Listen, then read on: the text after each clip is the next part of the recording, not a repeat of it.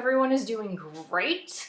It's hump day, almost there, you guys, and we're there. The weekend is coming, and for many of you, shopping, probably, sourcing, taking pictures. For me, that's not very likely. I think I mentioned to you guys before, and I'm gonna say it again in case you're looking for some haul videos. During tax season, it's like I have two jobs, so I'm helping John with his business, and you know, I still have a kid to haul around sports and everything, and then my job, and then reselling. So reselling is kind of on the back burner right now. For the month of March and April, I'm gonna kind of give myself a break. I'll still do it a little bit, but I'm not gonna be as crazy about it as I was in the prior months, so you're gonna see probably smaller earnings. But nonetheless, what I'm replacing it with is doing a little bit more analysis, and since I'm sitting in the office, and I can't take pictures and all that, but what I can do is do some research, make more videos about brands and what brands sell and don't sell. Obviously continue with our book club and our reviews and stuff like that. So I'm going to have more time for finding helpful things for you guys and myself, of course. I'm in the process of reviewing a new app that is a new selling app, and actually it has a very interesting premise, and I can't wait to share it with you guys. The jury's still out, however, on its, longevity and its ability to kind of gain momentum in the market. But I'll tell you what, it is the most interesting premise I've heard in a long time. It's membership based, and you basically pay a monthly membership as a seller and a one-time fee of $10 as a buyer, and they do not take a commission of your sold items. So meaning what you make is what you make. Nothing gets taken out. You just have to continue paying the subscription on a monthly basis, and it's extremely reasonable. So much so, like, you'll sneeze and you won't even notice it's there. It's minuscule. So the premise is really interesting. So I'll talk more about that. I'll make a special video. I actually reached out to the people that made the app to see if I can ask them some questions and understand what's going on with them a little bit more. And what I did is I purchased something. So we're gonna do a review, and then 30 days later, I'm gonna revisit and talk about my purchase and the sale process and all that. Anyway, also because of our friend Nell, Miss Truth Seeker, she asked for an additional, and many others, but Nell has been the persistent one. I love you, Nell. I'm gonna make an additional video on Instagram, and actually the way I have it planned out, it's going to be more than one because I have a lot of interesting things to tell you, and I'm going to chop it up into smaller bite-sized pieces so it's not overwhelming all at once. But I've been looking into it a lot, talking to people, and I've read a book on selling on Instagram, and I have lots of really helpful resources that I'm going to share with you guys. Anyway, for today, like I said, we're going to do take a look-see into the Poshmark world. And you guys know, if you've watched my videos in the past, I like to do a deep dive into what's sold in a specific clothing category. So we looked at dresses in the past, we looked at jeans in the past, and this time around I reviewed 300 tops. So I wanted to see what's going on in the tops category, what brands and sizes were selling. And this time I looked at sizes in addition to pricing. Some people asked about that. Very interesting finds. And then I was gonna do 300 bottoms. I wanted to see what's happening in the pants category, but I only got 220, and I tell you what, it's pointless to look at the data. It's dominated by 3 brands. And sorry, correction to that, 2 brands. I'll give you a hint. They start with an L. Take a moment and guess. I'll tell you in a little bit what those brands are. So that's what we're gonna do. We're gonna look at Poshmark, sold tops and sold pants, and we'll see what the heck is going on in there. Ciao! So let's get started. Taylor, Are you being good to your mom? Gigi really, really is happy that she has a friend out there. She's been playing around in here. The bad thing is I can't have plants in this freaking room. Gigi Maria. I can't have plants in this room because she goes over there and freaking eats them. If you guys have any advice on how to deal with that, or is it just basically if you have cats you shouldn't have plants, let me know. Okay, so where are we? Let's look at this. So I told you I reviewed tops and pants, and I excluded jeans because we did a jean review before. But wanted to tell you just really quickly my methodology on it. I went into tops, sold items, and I did a filter of everything over $50. I wanted to see what's selling in the higher price category. So that was the filter that was applied, and I took 300, so the sample size is 300. And I've scrubbed the data, I've done different pivots, so I apologize it looks kind of rough right now, but I didn't have time to make it all pretty. From a size distribution standpoint, that was really, really interesting because for a long time we've been talking about how Poshmark sells primarily small, extra small, that it's for a really younger, audience and all the high schoolers and whatever. That was kind of like the perception people had, I think. But I wanted to show you that size, look at this, it's 49%. Majority, well, okay, extra small, 50-50, let's just look at it that way. But we have a big chunk that's in the medium and large category, and we have some extra large. So that was a very pleasant surprise. I think that's really, really welcoming to see. And if this challenges your view, let me know in comments. I'm really interested to see what you guys think. But what I did is I took everything that was numerically sized, I dumped it into buckets to get a better view. So for example, 4 and 6 is a small, 8 and 10 is a medium, 12 and 14 a large, 16, 18 an extra large. And then the sizing that was listed like that. So that's how I arrived at this. Very, very interesting. I was really pleasantly surprised to see that. Let's see, I made this one pretty and I posted it on Instagram yesterday. So I took the frequency and I sorted everything to see what are the most frequently sold brands from that 300 set. And let's look at the top 10. So Lululemon, with an average of $65 sold price, there were 47. So out of 300, 47 were Lululemon. That was the most frequent, with a max value of 135. So they sold as high as 135 and 51. Well, because my filter was 50 plus. I did see some tops from Lululemon dip below that, but we're just looking at 50 plus. Followed by that, not very closely, so Lululemon is the dominant brand, is Lilly Pulitzer.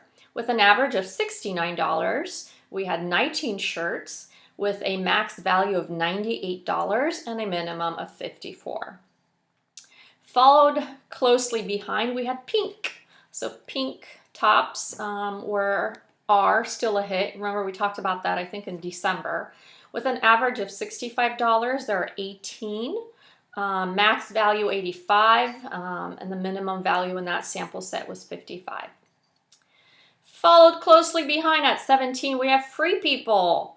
Average $67. We had 17, and you can see the max and minimum right here. Followed by that, my favorite with 17, Wild Fox. And you know, guys, I worship Wild Fox, and I have some sweatshirts that I totally overpaid. I bought and I'm selling them on Poshmark. We have an average of $80. Count 17.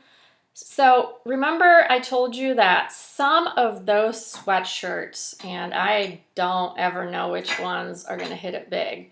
they're all pretty much priced the same. They're all $98 if you try to go on the website. There's some that are like $118. But because some are limited and some are in high demand, their resale value climbs high. Like I wanted to find, if you guys ever see it, you have to tell me. I want the Wild Fox sweatshirt that has the hoodie with the cat ears. And it has like a meow or like a little cat face. I really want that. I can't find it. It was, last time I checked, a really used one, beat up one was going for $125.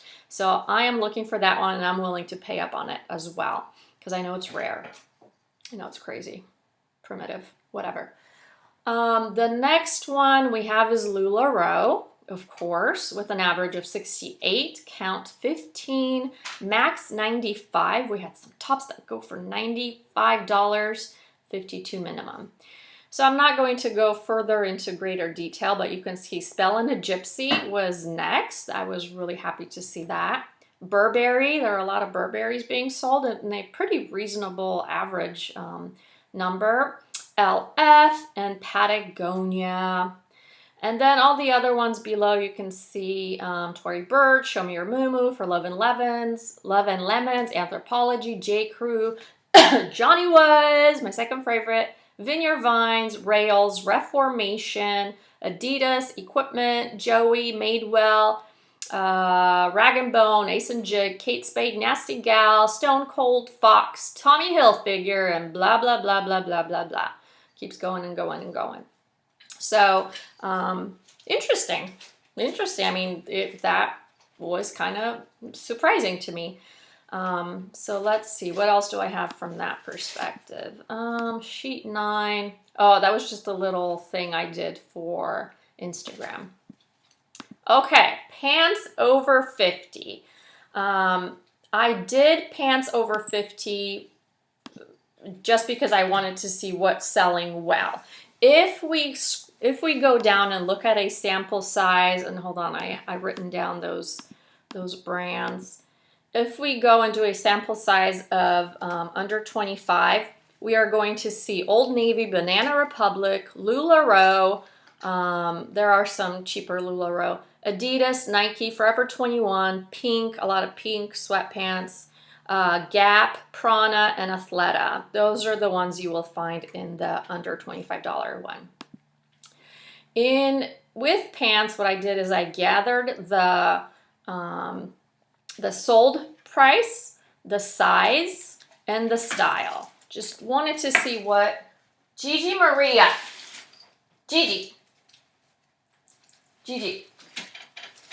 what is Tyler going to think?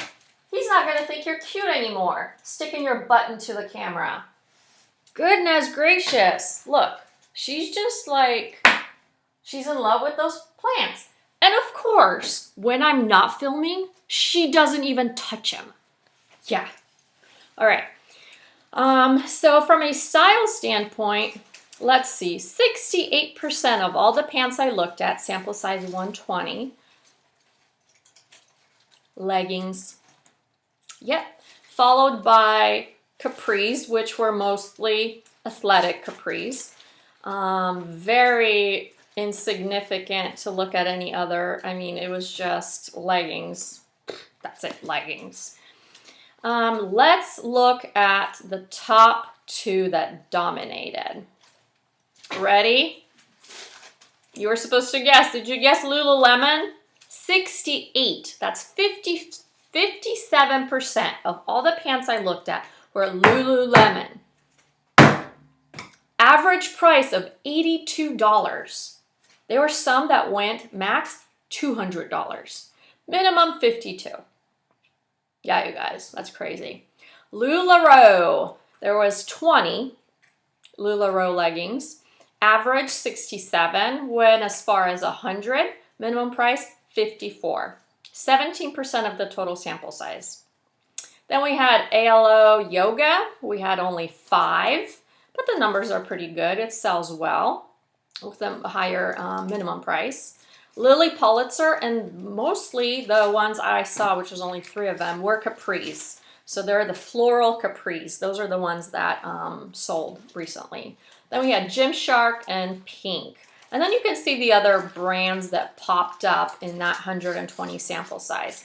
And so the reason why I stopped and I didn't go further and complete the sample size of 300, because it was boring. Every other one's Lululemon, Lululemon, Lululemon. I'm like, okay, I guess I see the trend. I don't need to go and deep dive further. But athletic wear is definitely something that does really, really good on Poshmark. Okay, let's see what else. Size distribution of pants. That was a little different than what we saw on Gigi. Oh my Lord. Gigi. That is a no. No, Gigi. Tell them that you're going to be a good girl. Tell them. I'm going to be a good girl. I'm going to be a good girl.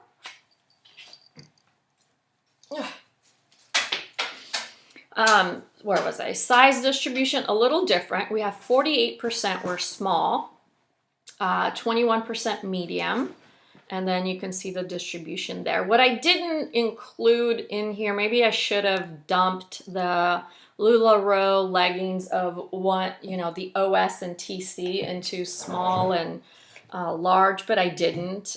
So you can kind of see it's even anyway, so it doesn't really matter. But that's the size distribution. I went through the pants over, so yeah. Oh, and I didn't read those off. Let me read those off real quick. So the other pants that were in my sample size: Black Milk, Brandy Melville, Celestial Bodies, Curtin and Elliott, Fitma for Love and Lemons, Freddie, Free People, Hudson, James Pierce, Mara Hoffman, Misha Collection, Pinup Couture, Show Me Your Muumuu, Southern Girl Fashion, Sugar High, Ula Johnson, I love Ula Johnson, White House Black Market, Young, Fabulous, and Broke, and Yumi Kim. That's that. So what did I learn from doing this analysis, in addition to seeing kind of the resale value of some of those brands? Well, what I can tell from looking at the tops, and the bottoms, that athleisure is definitely the thing that's really selling. And when I say athleisure, because I wanted to give you some good hashtag words you can use when either posting this on Instagram or wherever. Hashtag athleisure, hashtag sporty glam, hashtag sporty chic, hashtag femleisure. And that's kind of the thing that's really hot on Poshmark, as we can tell. And I pulled up sporty chic to show you the images. It is basically when you're taking the athletic wear and you're making it feminine or glam by adding high heels or a statement necklace. So just food for thought when you're shopping, when you're styling things, or when you're, taking pictures on Instagram and you want to use hashtags. Those are the ones that are really hot. I also found Le Sport Chic, so, doing a French version of sporty chic, and just wanted to share that with you. I also have this website, Brit & Co., and I often read the different blogs and look at pictures, and they did a really nice article on 20 sporty chic looking outfits, and you can see how they're combining a sporty bottom with a regular top with some sneakers. They're basically taking something athletic and converting it by adding just regular pieces, whether it's preppy, boho, whatever. So I really like that concept. Just wanted to share it with you guys. Just food for thought. Cool. Hey, beautiful. You've got a text message. Another thing I wanted to show you, I went to Crossroads, and if you guys don't know what Crossroads is, it's a meant to be for a younger audience, trendy consignment store. So they buy back your items and they sell good brands. And so they created this little guide and I'm going to include a picture of it at the end of the video so you have it up close. But they have a spring selling guide, and they put in here what they are interested in buying from our closet if we're going to consign with them. And so what's going to be hot? Floral prints, bold stripes, satin bombers, trench coats, graphic tees, flats, crossbody bags, denim, oversized tops continue to be popular, romantic, so you know, all the Lolita and the Maury girl and the natural girl, all those looks, they're still hot. Sheer details, resort prints. So if you have any Tommy Bahama Hawaiian prints out there, post them. Oxford embroidered details, that's my thing. Bring out the Johnny Was. Nautical, I think nautical is going to be like forever a thing. I don't get it personally. Cutouts. So when you have cutouts like in the back or some funky one on the side. Bronze hues, yellows, slip dresses, athletic wear, of course, we just talked about it, and khaki. So that's the thing for women that they're interested in buying. So like I said, I'm going to take a picture of it and post it at the end. So that's that. Those are my learnings. Athleisure, sporty glam, Lularoe, Lululemon, on all that stuff. That's what's hot on Poshmark. Cool? Cool? Thank you, everybody. I'll be making another video soon on Instagram. And the other project I have going on is I am redoing this room, and that's going to be my new little office, and this is where I'm going to take pictures. If you guys watch my videos all the way back, I started in a extra bedroom upstairs, but I've gotten away from it. Then I migrated down here to the living room with the pool table, and now I'm in the nook, and I'm going to, I think, stay here because I have windows in front of me and in the back. So I'm thinking this is where we're going to have the best lighting. And I bought 2 different backgrounds I'm going to be playing around with. I got this one, which I'm not going to undo right now, but basically it's a white little tapestry with a huge window and drapes, and it just looks really soft and romantic. So I'm going to be trying that background. And then I got one that's just a white kind of tiled background, because I don't feel like repainting this room. I might, but I don't feel like repainting right now. So I bought this 6x6 large thing I'm going to put on the wall. We'll see what it looks like. So that's that.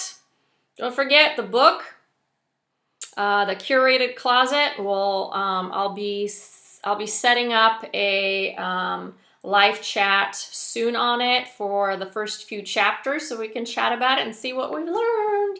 All right, you guys. Greetings and salutations. Love you all. Thank you so much for watching. If you liked this video, give me a thumbs up.